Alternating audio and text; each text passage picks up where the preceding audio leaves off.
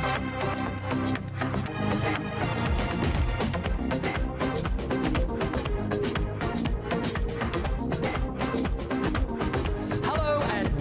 Marketing Matters, I'm Peter Applebaum. This episode explores a very common question. Is e-commerce right for your business? Last year, Australians spent over $32 billion via online shopping, an increase of 21% since 2013. We love the convenience, the choice, and of course the immediacy of buying online. But what does this mean for you? If anything, let's say you're a real estate agent, or you run a beauty salon, or you're a builder. That's what we're going to discuss with the co-founder and director of one of Australia's largest e-commerce businesses. As always, we'll also ask our expert panel for their opinions on this potentially exciting opportunity for your business. We're going to speak to Susan Werkner from Interactive Investor, Kelvin Kirk from Pure Profile, and Jennifer Jones from offline and online homewares retailer The Vignette Room. But first, our one-on-one discussion of the week. E-commerce site Booktopia started as a side project selling books in 2004.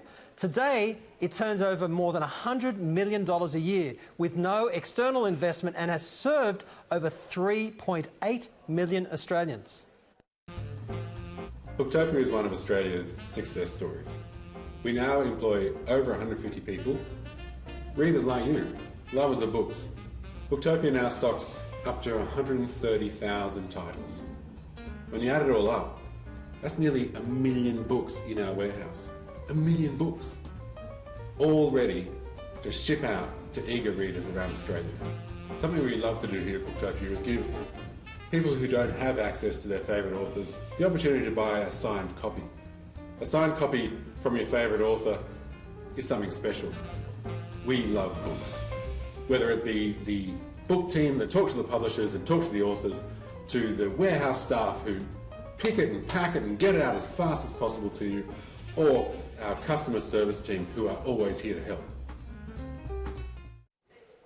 Here to tell us all about it and to help to identify ways forward with e-commerce for other businesses like yours is Steve Traurig, co-founder and director of Booktopia.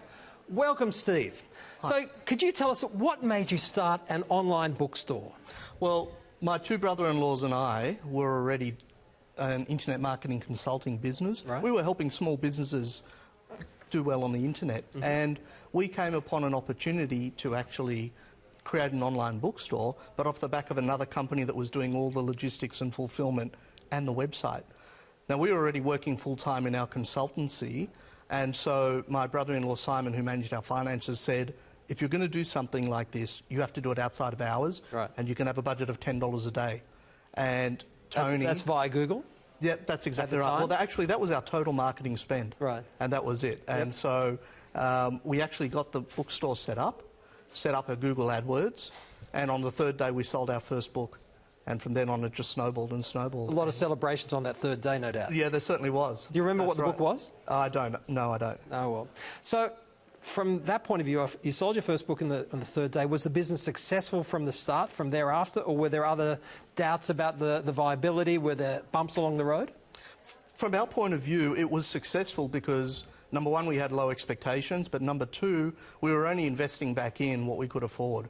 And I think that's really important when you're starting up any business, is to make sure that you are in control of your numbers. Right. And so as we were building the business, selling more and more books, then we were investing more and more into the company and not overstretching. Okay, which is obviously a prudent business practice. And that's right. That's something we're going to be talking about a lot on this particular episode. And how have your e-commerce strategies evolved over the 14 years to continue your success and growth? That's a great question, and in fact it's been a real ride, because starting off from a few guys in an office in North Sydney to now 12,000 square metres in Lidcombe, you know, it's been quite a journey. And so we've had to look at so many things on our website, but also off our website as well.